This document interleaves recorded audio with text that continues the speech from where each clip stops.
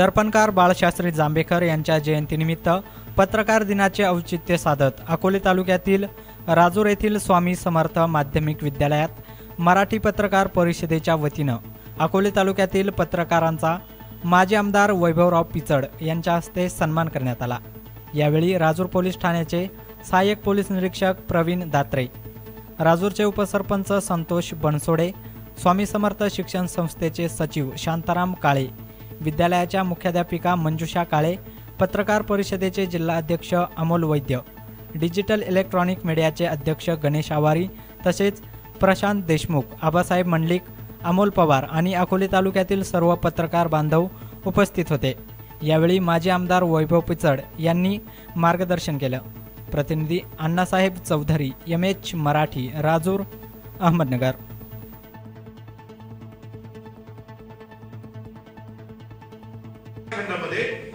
समाजाला खऱ्या अर्थाने आरसा दाखवायचं काम या ठिकाणी बाळकृष्ण जांभेकर साहेबांच्या माध्यमातून खऱ्या अर्थाने झालं। आणि समाजामधल्या ज्या त्रुटी आहेत, आपण म्हणतो आरशामध्ये टिकली नीट लावली का नाही, विधी नीट केली का नाही, तसं समाजामधल्या ज्या काही गोष्टी होत्या पूर्वीच्या कालखंडात ज्यावेळेस आपण पाहायचो का दारिद्र्यता, त्याचबरोबर या ठिकाणी शिक्षणाचा अभाव, एखाद्या गरिबांपर्यंत असणाऱ्या तुटपुंज्या योजना, रस्ते असतील, पाणी असेल, शिक्षण असेल, वैद्यकीय गोष्टी असतील, दवाखाने नाहीत, या गोष्टींचा उहापोह करण्याच्या दृष्टिकोनातून खऱ्या अर्थाने समाजाला आरसा दाखवण्याच्या दृष्टिकोनातून खऱ्या अर्थाने बाळकृष्ण जांभेकर शास्त्रींनी खऱ्या अर्थाने मोठा पुढाकार घेतला। आणि त्या काळी समाजामधली एक असं व्यक्तिमत्व की त्यांनी खऱ्या अर्थाने शासनाला नव्हे तर देशाला खऱ्या अर्थाने एक आरसा दाखवण्याचं काम झालं।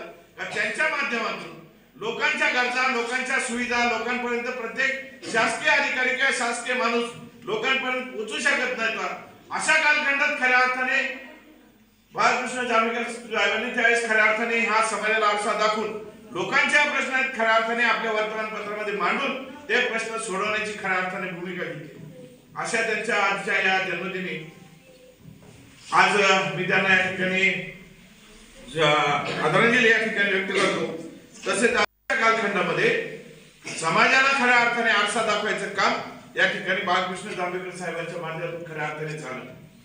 आणि समाजामधल्या ज्या त्रुटी आहेत, आपण म्हणतो आरशामध्ये टिकली नीट लावली का नाही, विधी नीट केली का नाही, तसं समाजामधल्या ज्या काही गोष्टी होत्या पूर्वीच्या कालखंडात ज्यावेळेस आपण पाहायचो का दारिद्र्यता, त्याचबरोबर या ठिकाणी शिक्षणाचा अभाव, एखाद्या गरिबांपर्यंत असणाऱ्या तुटपुंज्या योजना, रस्ते असतील, पाणी असेल, शिक्षण असेल, वैद्यकीय गोष्टी असतील, दवाखाने नाहीत, या गोष्टींचा उहापोह करण्याच्या दृष्टिकोनातून खऱ्या अर्थाने समाजाला आरसा दाखवण्याच्या दृष्टिकोनातून खऱ्या अर्थाने बाळकृष्ण जांभेकर शास्त्रींनी खऱ्या अर्थाने मोठा पुढाकार घेतला।